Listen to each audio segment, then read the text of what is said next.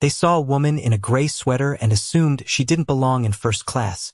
But within the next hour, the same people mocking her would realize they had just humiliated the woman holding their airline's future in her hands. Hello, everyone. Before we begin today's story, I have a small favor to ask. Please hit subscribe and turn on the notification bell so you never miss our channel's new videos. It's quick, free, and the best way to support us in bringing you more dramatic stories. Your support means the world to us. Where are you watching from? Drop your city or country in the comments below. Thank you very much. The winter wind swept across the departure terminal at O'Hare International Airport as travelers hurried through the sliding glass doors, pulling designer luggage behind them.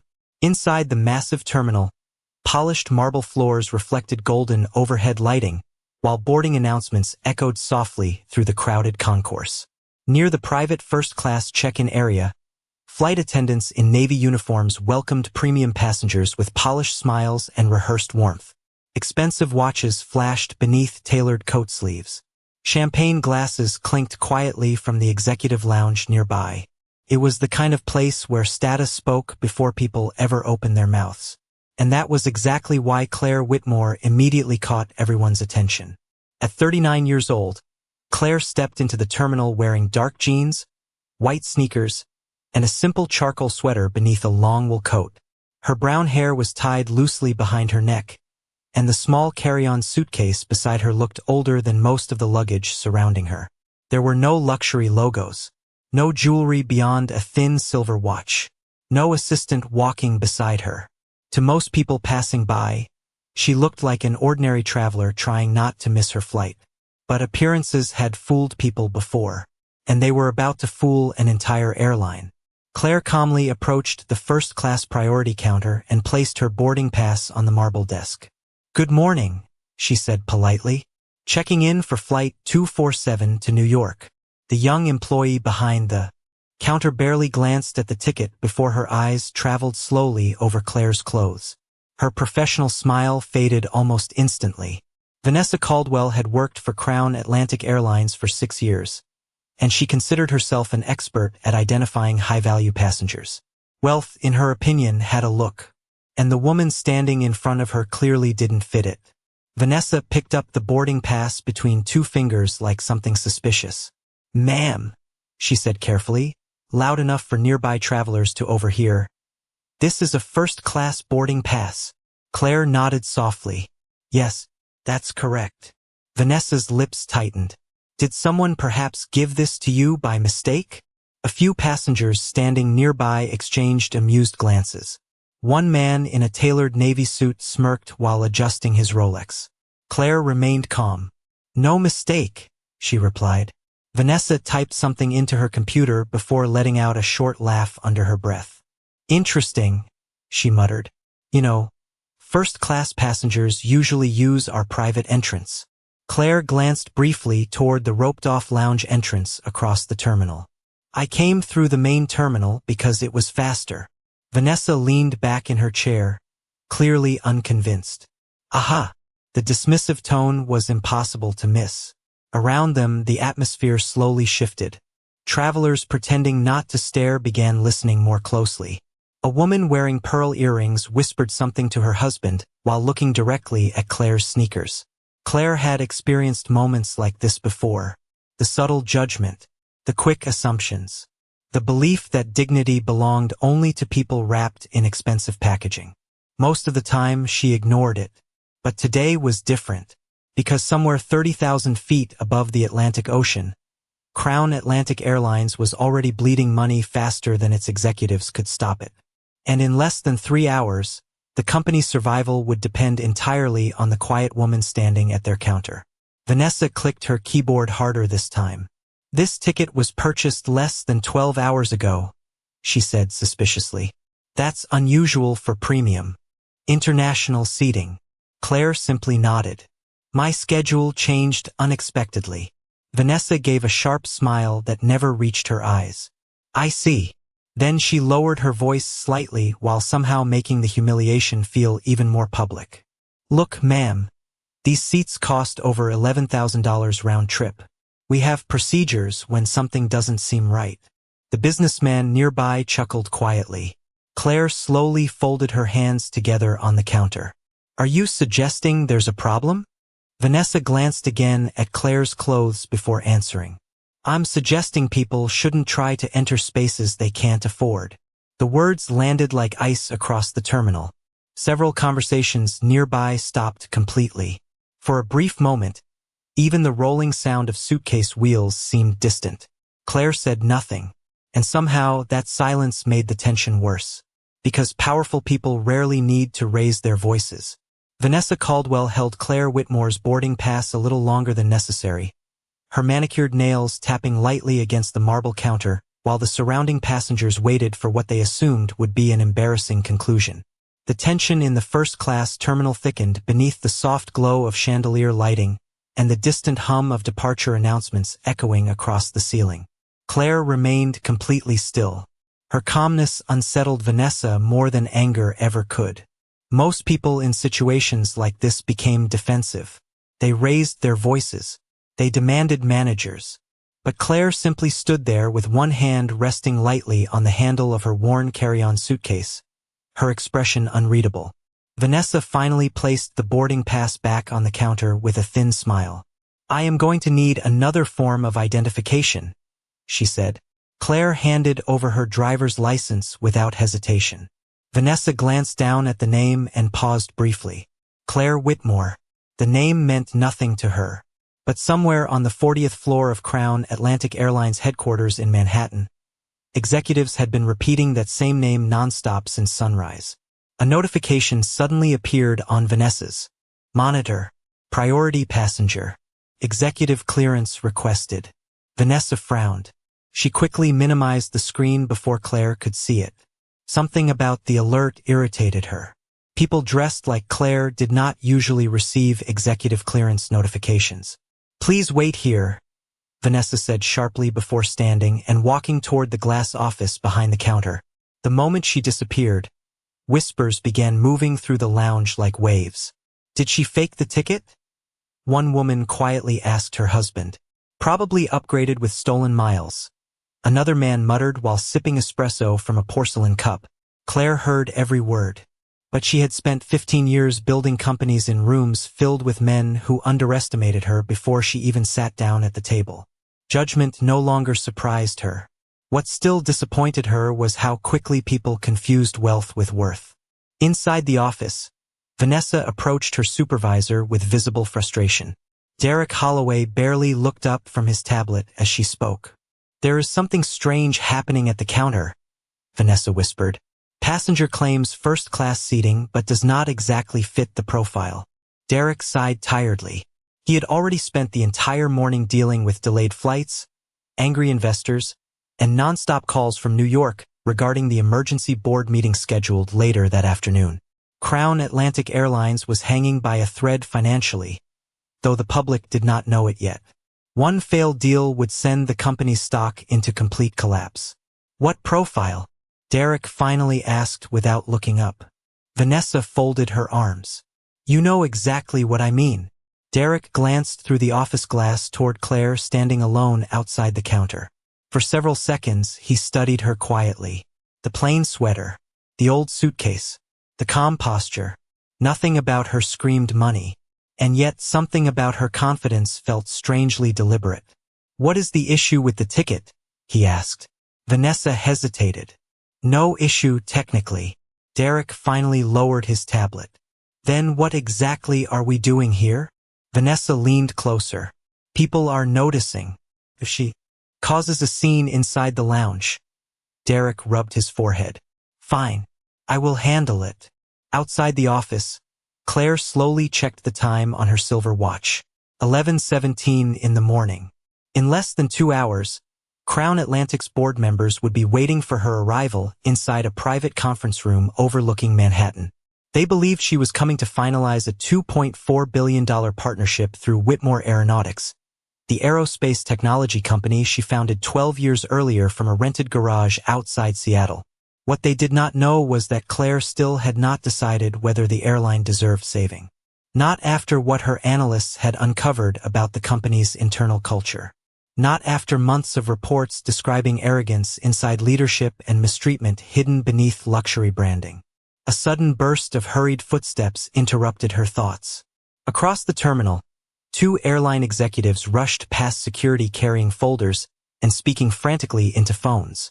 "Still no confirmation from Whitmore's office?" one asked anxiously. "Nothing," the other replied. "If she walks away from this deal, we are finished by Monday." Claire listened silently as they disappeared around the corner. The irony almost made her smile.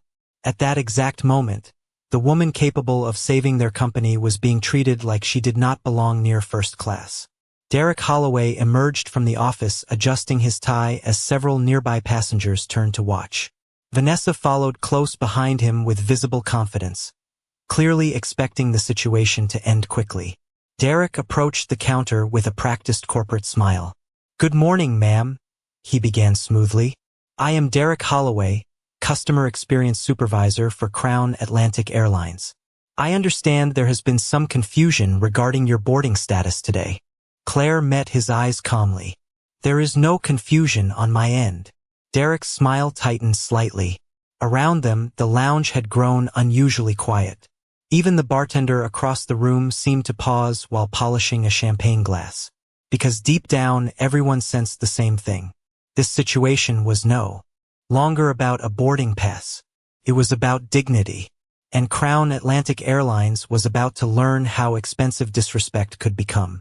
Derek Holloway rested both palms lightly against the marble counter, presenting the polished composure that Crown Atlantic Airlines trained into all senior staff. But behind his controlled smile, irritation was already building. The last thing he needed this morning was an uncomfortable scene spreading across the executive terminal while investors and premium clients watched. "Miss Whitmore," he began carefully after glancing at her identification once more. "Our staff simply wants to ensure that every guest receives the proper travel experience." Claire looked at him steadily. "By questioning whether they belong here?" Derek ignored the comment. "There are security protocols regarding premium access." Vanessa stood silently beside him, arms crossed with quiet satisfaction as nearby travelers continued pretending not to stare. Claire noticed the way several passengers watched her now with open curiosity, waiting for her to become emotional or embarrassed enough to walk away. That was what people like Vanessa expected. They expected discomfort to silence people. They expected public humiliation to force obedience. But Claire Whitmore had spent her entire career surviving rooms filled with executives who underestimated her before she ever spoke a word. She had learned something powerful years ago. Silence unsettled arrogant people far more than anger ever could. "Very well," Claire said calmly. "What exactly would you like me to prove?" Derek hesitated slightly. The question was direct, dangerous even, because there was no actual issue with her documents. Her passport matched the boarding pass. Her ticket was legitimate. Her seat assignment was confirmed. Yet somehow, simply admitting that felt impossible now that half the lounge had become invested in the spectacle. Vanessa stepped in before Derek could respond. "People who travel first class regularly understand certain expectations," she said. "Presentation matters." The words hung in the air like perfume covering something rotten underneath. Claire slowly turned toward her. "Presentation," she repeated quietly. Vanessa straightened her posture. "Crown Atlantic is a luxury brand." Claire's eyes drifted across the terminal. Crystal light fixtures shimmered above imported Italian marble flooring. Lounge attendants carried silver trays filled with sparkling water and champagne. Large digital screens displayed advertisements promising elegance, exclusivity, and world-class service. Luxury everywhere, respect nowhere. "Interesting," Claire said softly. "And you believe dignity only belongs to people dressed expensively?" Vanessa's expression hardened. "I believe standards exist for a reason." A heavy silence followed. Nearby passengers shifted awkwardly. Even some of the airline employees standing behind the counters looked uncomfortable now. Because deep down, everyone understood what was happening. The conversation had stopped being about policy several minutes ago. This was personal. Derek glanced toward the growing crowd and lowered his voice. "Miss Whitmore, Perhaps we can avoid further discomfort by relocating this conversation privately. Claire remained perfectly calm. I am comfortable right here. Vanessa let out a quiet breath of disbelief. Why are you making this difficult? Claire looked directly at her. Why are you? For the first time since the confrontation began, Vanessa had no immediate response.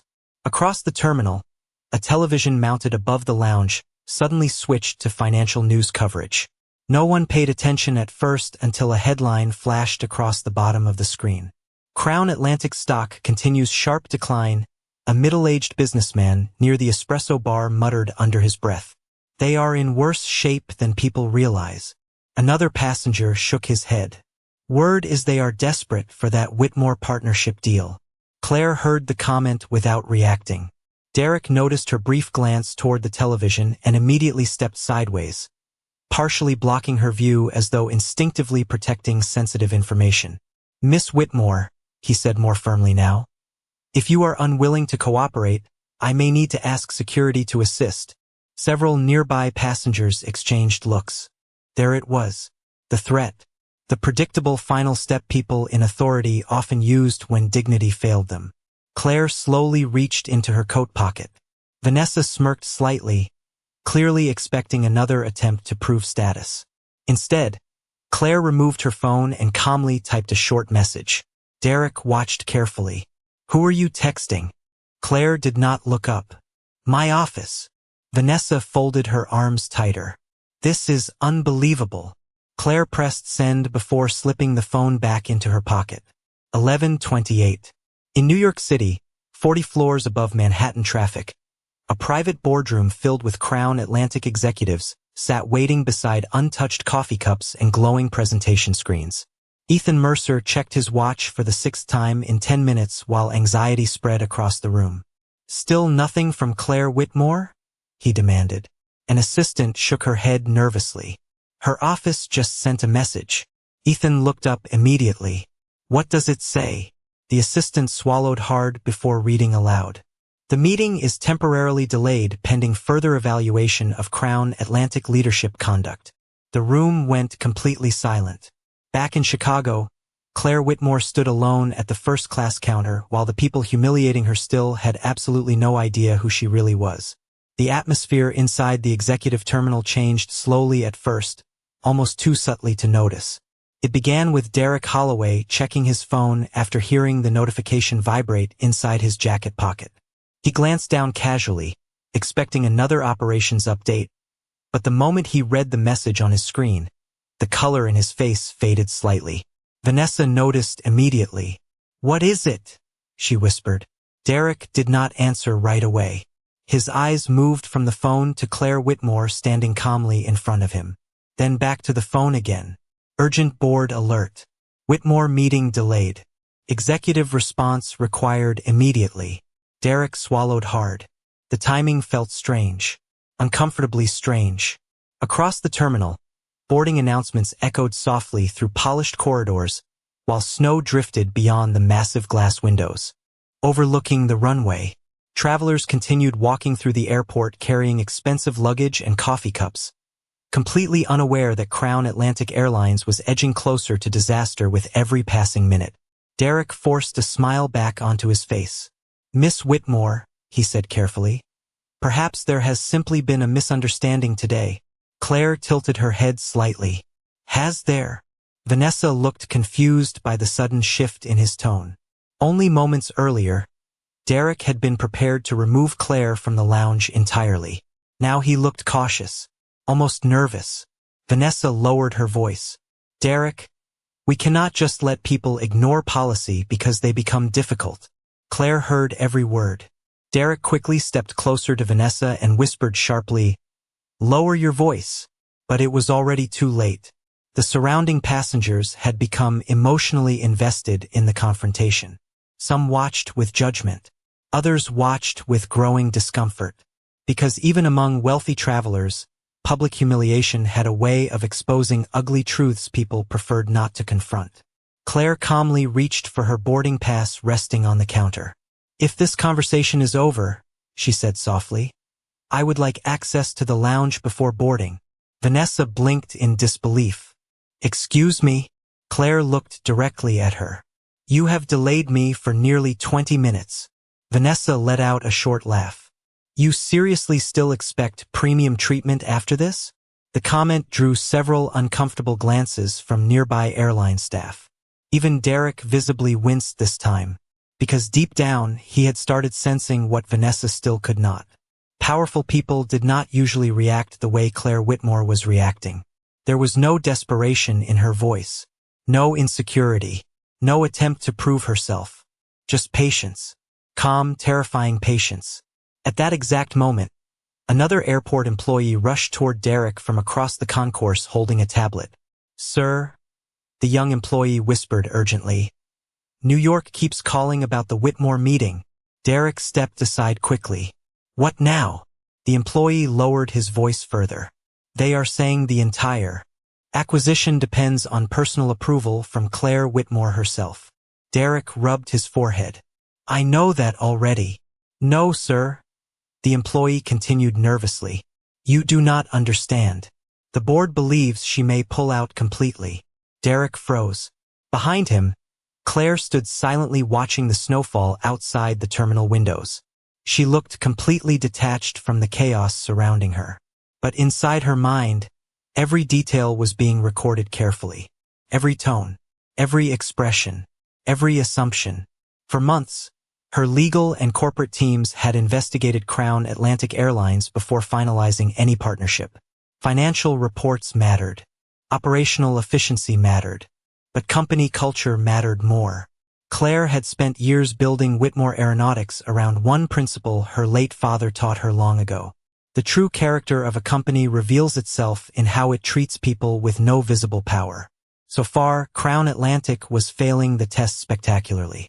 Derek returned to the counter with forced composure. "Miss Whitmore," he began carefully, "perhaps we can start over." Vanessa stared at him in complete disbelief. "Start over?" Derek ignored her. "There is no need for additional tension today." Claire finally turned away from the window and faced him fully. "Interesting," she said quietly. "You seemed very certain about me 10 minutes ago." Derek's throat tightened. Again, there may have been assumptions made prematurely. Vanessa stepped forward immediately. "Derek, with all due respect, this woman still has not explained why executive clearance appeared on her account." Claire slowly looked at her. "You never asked." Vanessa opened her mouth to respond but stopped. Because Claire was right. Nobody had actually asked who she was. They had only decided what she could not possibly be. A sudden wave of movement erupted near the terminal entrance as 3 men in dark business coats hurried through security carrying leather portfolios. One of them spoke urgently into his phone while scanning the crowded lounge with visible anxiety. "Find her now," he snapped. "If Claire Whitmore walks away from this partnership, Crown Atlantic stock will collapse before market close." The words echoed farther than he intended. Conversations stopped instantly. Derek Holloway turned pale. Vanessa slowly looked toward Claire. And for the very first time since this confrontation began, uncertainty entered her eyes. The executive terminal fell into a strange, suspended silence after the man's voice echoed through the lounge. Even the soft jazz music drifting from hidden ceiling speakers suddenly felt distant beneath the weight of realization settling across the room. Derek Holloway stared at Claire Whitmore as if seeing her for the first time. Vanessa Caldwell did the same, though unlike Derek, her expression still fought desperately against disbelief. The 3 executives near the terminal entrance scanned the crowd anxiously until one of them finally spotted Claire standing beside the first-class counter. His entire posture changed instantly. "Oh my God!" He breathed under his breath before hurrying forward. The other 2 men followed closely behind him, weaving through stunned travelers and airline employees. Claire remained perfectly calm as they approached. "Ms. Whitmore," the lead executive said urgently the moment he reached her. "We have been trying to contact you for almost 30 minutes. Several nearby passengers visibly froze. Vanessa looked between the man and Claire, confusion rapidly turning into panic. The executive extended his hand immediately. "Ethan Mercer," he said breathlessly. though his nervous smile suggested he already knew introductions were unnecessary. Board chairman for Crown Atlantic. Claire shook his hand politely. Good morning, Ethan. The casual familiarity in her voice hit Derek like ice water. Vanessa's face lost color. Ethan glanced briefly at Derek and Vanessa before lowering his voice slightly. The board is waiting in New York. Investors are becoming nervous after the delay notice from your office. Claire's expression remained unreadable. I imagine they are. Ethan forced an awkward laugh, trying to ease tension he did not yet understand. Well, once we are airborne, I am sure everything can still move forward smoothly. Claire said nothing. That silence again. Calm. Controlled. Dangerous. Ethan slowly followed her gaze toward Vanessa and Derek standing rigidly beside the counter. Is there some kind of issue here? Nobody answered immediately, because suddenly every person involved understood exactly how catastrophic this moment had become. Derek cleared his throat first. There appears to have been a misunderstanding regarding lounge access procedures. Claire looked at him quietly. That is one way to describe it. Vanessa quickly stepped forward before the situation slipped further out of control. Sir, we had no idea who she was. Ethan blinked once. Who she was? His tone sharpened immediately. Vanessa swallowed hard. She arrived dressed very casually and... She stopped speaking the moment she realized how terrible the explanation sounded out loud. Ethan slowly turned toward Claire again, his concern growing deeper with every passing second. He had spent months negotiating with Whitmore Aeronautics. Everyone in the airline industry knew Claire Whitmore by reputation alone. Brilliant, precise, impossible to manipulate. But there was one thing people mentioned even more often than her intelligence. She valued character above performance. Ethan suddenly understood why her office delayed the meeting. And for the first time all morning, genuine fear entered his eyes. Around them, the terminal remained completely silent. Travelers who had mocked Claire earlier now avoided eye contact entirely. The businessman with the Rolex quietly lowered his coffee cup. The woman with pearl earrings stared down at her phone, pretending not to listen. Because humiliation always looked uglier once the victim gained status in the eyes of the crowd. Claire finally picked up her boarding pass from the counter. Interesting place you run here, she said softly.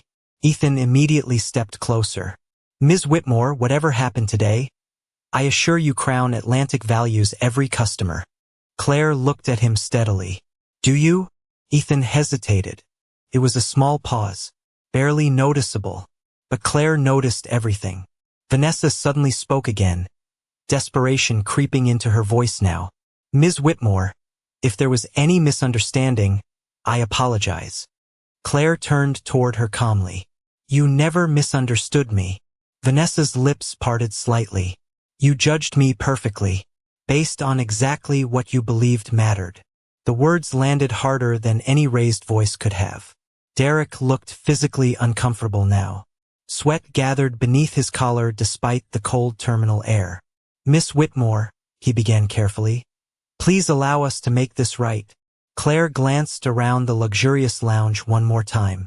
Crystal lights, designer furniture, champagne glasses, smiling employees, everything designed to create the illusion of elegance.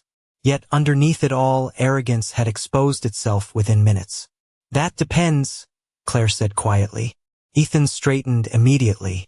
Depends on what? Claire looked directly at him. Whether your company only respects people after discovering their net worth. Nobody spoke. Not Derek. Not Vanessa. Not the passengers standing nearby pretending not to stare. Even the lounge attendants had stopped moving completely. The room had gone silent in the purest sense of the phrase. Because deep down, everyone knew she was right. Claire Whitmore slowly slipped her boarding pass into her coat pocket. Then she asked the question that made the fear inside Ethan Mercer's chest become very real. Tell me honestly, she said softly, if I had truly been an ordinary passenger today, would any of you have treated me differently? Claire Whitmore's question lingered in the executive terminal like a weight pressing down on every person standing there. Nobody answered because nobody could answer honestly without exposing something ugly about themselves. The silence stretched beneath the soft hum of overhead lighting and distant boarding announcements echoing across the concourse. Ethan Mercer slowly loosened his tie as though the air inside the lounge had suddenly become too tight to breathe. He looked around at the passengers, the employees, the polished marble floors, and for the first time that morning, the luxury surrounding him no longer felt impressive. Felt hollow. Vanessa Caldwell stood frozen beside the counter, gripping the edge so tightly, her knuckles had turned pale. Only 30 minutes earlier, she had felt powerful standing behind that desk. Now she felt exposed, because status had shifted in an instant. The same crowd that silently supported her judgment now looked at her with visible discomfort. Derek Holloway cleared his throat quietly. "Miss Whitmore," he began carefully, "there is no excuse for what happened today." Claire studied him for several seconds before replying. "No, there is not." Ethan stepped forward quickly, desperation beginning to replace corporate polish.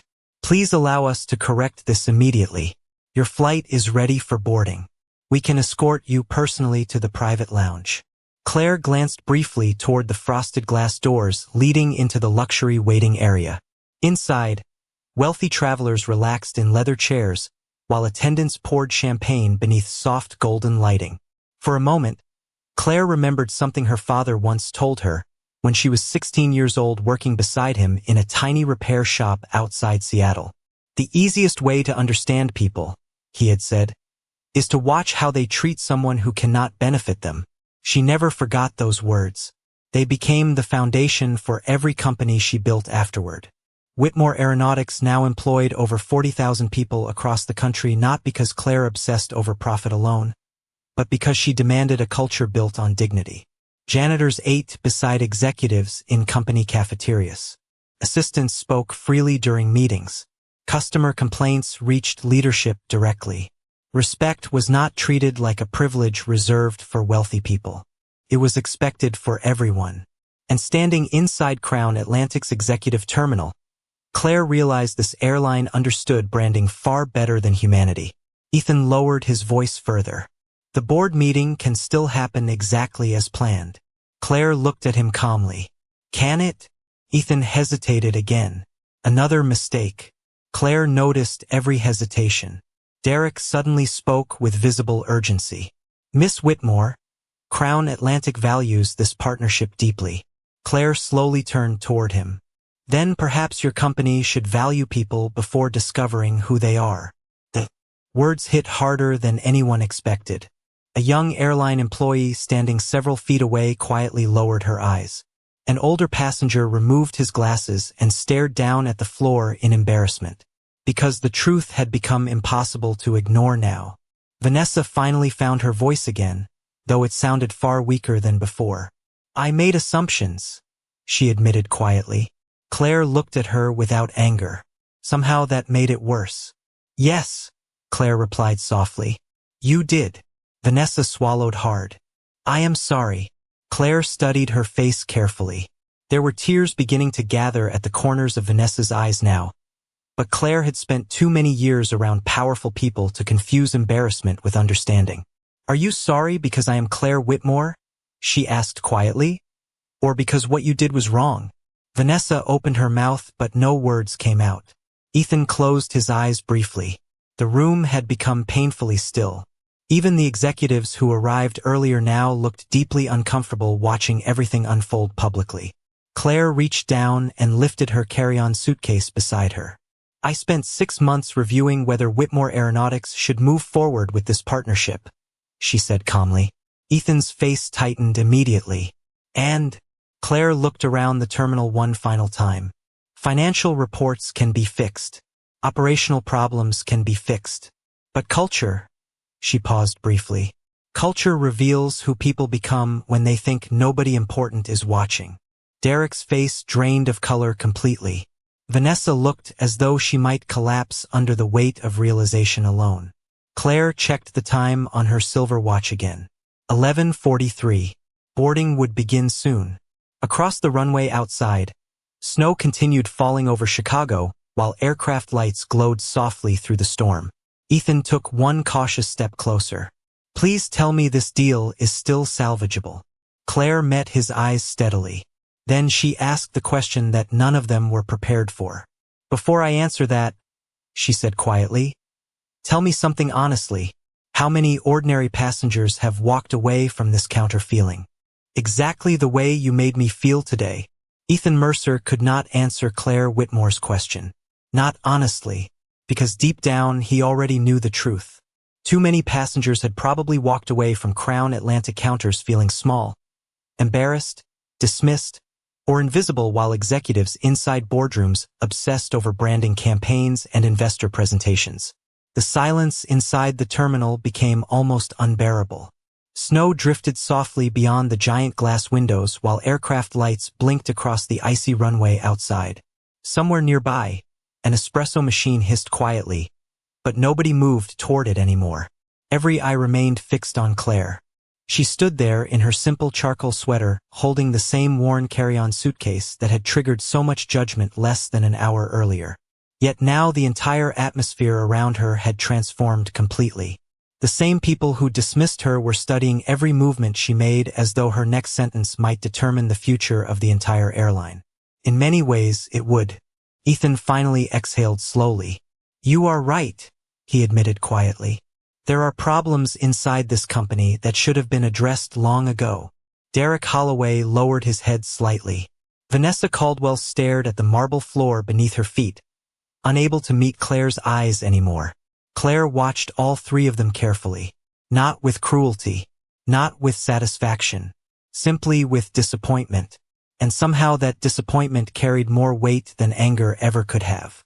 Claire had learned something important years ago while building Whitmore Aeronautics from a tiny engineering startup into one of the largest aerospace technology companies in America. Fear could force employees to obey rules temporarily. But respect created cultures people protected even when nobody was watching. Crown Atlantic had built its image around exclusivity. The problem was that somewhere along the way, exclusivity slowly became superiority. And superiority always poisoned companies from the inside out.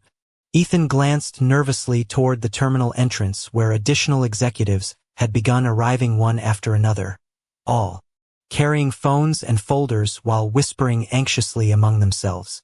News traveled fast in corporate America, especially bad news. One younger executive approached Ethan carefully. The board is asking whether Ms. Whitmore is still attending the meeting in Manhattan, he whispered. Ethan rubbed his forehead. I do not know yet. The younger man looked visibly alarmed. If this partnership collapses, analysts are predicting our stock could drop another 30% before closing. Claire heard him clearly. She remained silent for several moments while snow continued swirling outside the runway lights. Then she slowly turned back toward Vanessa. Tell me something honestly, Claire said softly. Vanessa looked up cautiously. Yes, ma'am.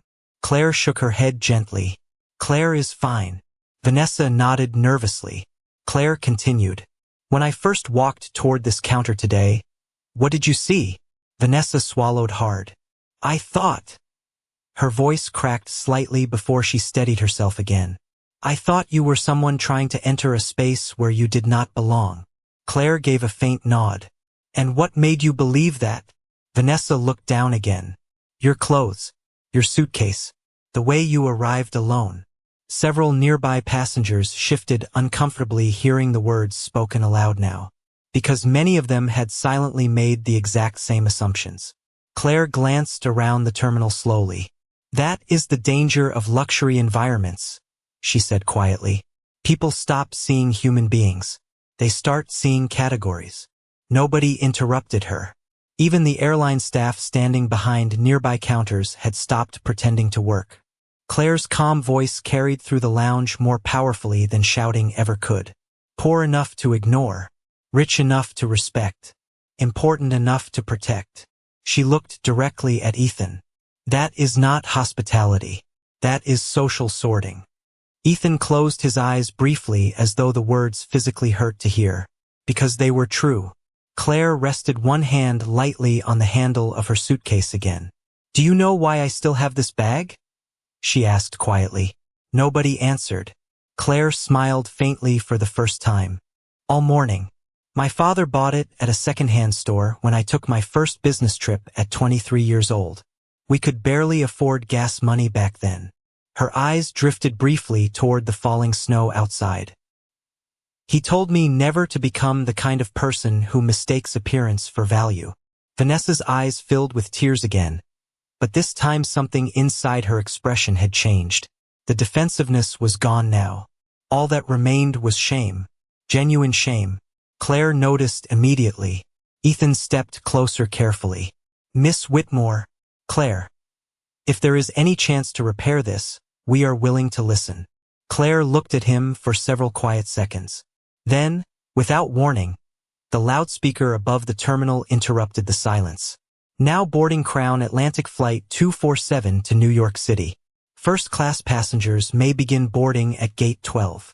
The announcement echoed across the terminal like a ticking clock finally reaching zero.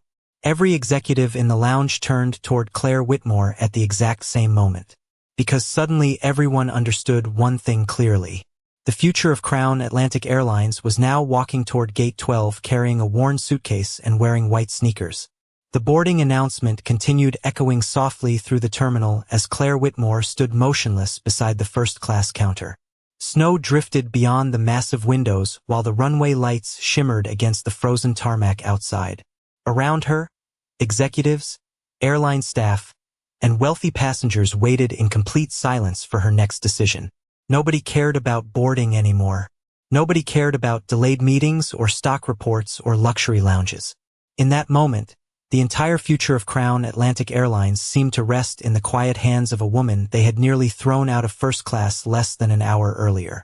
Claire slowly lifted her carry-on suitcase and stepped away from the counter. Ethan Mercer immediately followed beside her. "Claire," he said carefully, "please allow me to personally escort you to the aircraft." Claire glanced at him briefly. "That would be unnecessary." Ethan forced a small smile. "After everything that happened today, I would prefer not to leave anything to chance." Claire considered him for a moment before continuing toward Gate 12 without another word. The crowd instinctively parted as she walked through the terminal. Moments earlier, many of those same people had watched her with judgment or amusement. Now they avoided eye contact entirely. The businessman with the Rolex quietly stepped aside. The woman in pearl earrings lowered her head. Even the airline employees standing near the boarding lane straightened nervously as Claire approached. Respect had finally arrived. But only after status entered the room. That was the tragedy of it. Vanessa Caldwell remained behind at the counter watching Claire disappear toward the gate. Her chest tightened with every step Claire took farther away. Derek Holloway stood beside her in silence before finally speaking. "You need to prepare for corporate review." Vanessa nodded faintly, though she barely heard him. For the first time in years, she was replaying her own behavior through someone else's eyes. The dismissive tone, the public humiliation, the assumptions. She realized something deeply uncomfortable in that moment. She had spent so many years working around wealthy travelers that she stopped seeing kindness as part of the job. She saw status instead. Status determined patience. Status determined respect. Status determined humanity.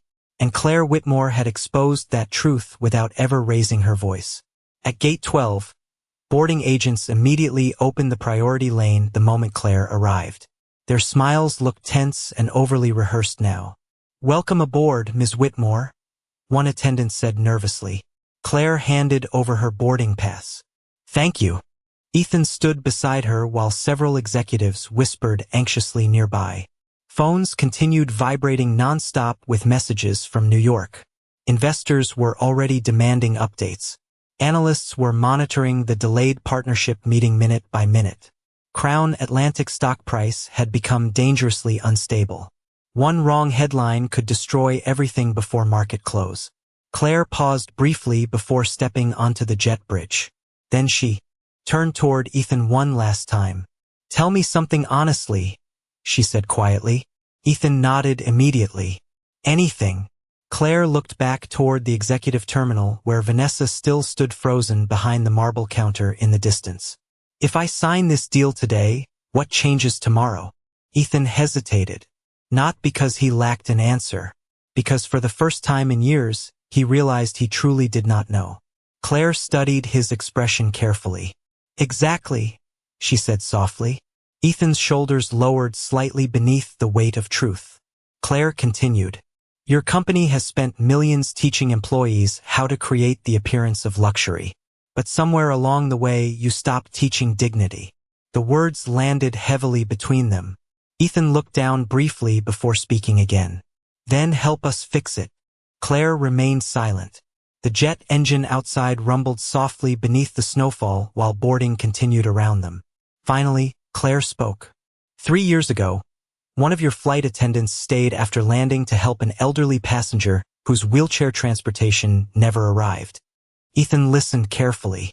She missed her own ride home, paid for the passenger's hotel herself, sat with her for 4 hours until the woman's daughter arrived. Ethan blinked in surprise. I never heard about that. Claire nodded faintly. Exactly. Nobody rewarded her because kindness does not generate headlines the way luxury does. Ethan looked toward the terminal windows thoughtfully. Claire stepped slightly closer. That employee understood something your company forgot. The most important people in a business are often the ones nobody notices. The loudspeaker interrupted again. Final boarding call for Crown Atlantic Flight 247 to New York City. Ethan looked at Claire carefully. So what happens now? Claire glanced once more toward the terminal where Vanessa stood watching from far away with tears quietly running down her face. Then Claire turned back toward the aircraft entrance. Now, she said calmly, we find out whether your airline wants to protect its image or change its character. And with that, Claire Whitmore stepped onto the plane while the people behind her stood in complete silence, knowing they had just witnessed something far more important than a business negotiation. They had witnessed the cost of judging someone before truly seeing them. The flight from Chicago to New York lasted just under 2 hours, but for Ethan Mercer, it felt like an entire lifetime compressed into a single afternoon. Inside the first-class cabin, passengers spoke quietly beneath warm overhead lighting, while flight attendants moved carefully through the aisle offering drinks and meals with unusually tense professionalism. Word about the incident at the terminal had already spread privately among the crew. Nobody wanted to become the next person connected to the humiliation of Claire Whitmore.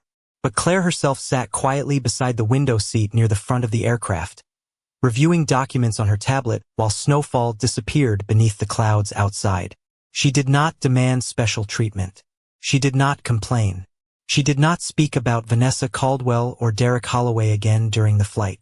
Somehow that restraint unsettled Ethan even more, because people obsessed with revenge were predictable. Claire Whitmore was not. When the plane finally landed at JFK Airport shortly after 3 in the afternoon, a private car was already waiting beside the executive terminal. Manhattan traffic crawled beneath gray winter skies as Claire and the Crown Atlantic executives traveled toward headquarters in tense silence. By the time they arrived at the 40-story glass tower overlooking Midtown, news channels had already begun discussing instability surrounding the airline's future partnership. Investors waited nervously. Analysts speculated online. Employees across the company refreshed internal emails every few minutes searching for updates. Inside the boardroom, 12 executives stood immediately when Claire entered. Floor-to-ceiling windows framed the New York skyline behind them, while untouched coffee cups sat beside glowing presentation screens displaying financial forecasts and acquisition reports. Claire placed her worn suitcase beside the conference table before calmly taking her seat. Nobody overlooked the suitcase anymore. Ethan finally spoke first. Before we begin discussions regarding the partnership, he said carefully, there are issues inside this company that need to be addressed immediately. Several executives exchanged nervous glances. Ethan rarely opened meetings with admissions of weakness. Claire folded her hands quietly in front of her. Go on, she said. Ethan took a slow breath. This morning exposed something unacceptable inside Crown Atlantic Airlines. We built a culture where appearance became more important than humanity. The room remained silent. Claire watched each executive carefully as Ethan continued speaking. Effective immediately, all executive staff, customer service leadership, and premium hospitality teams will undergo mandatory restructuring and ethics review. Several board members looked startled by the announcement. One older executive shifted uncomfortably. "Ethan," he interrupted carefully, "surely we are not restructuring an entire corporation because of one airport incident." Claire finally looked toward him. The room instantly fell quiet again. "No," Claire said softly. "You are restructuring because that incident revealed a problem already living inside your company." The older executive lowered his eyes without responding. Ethan nodded slowly.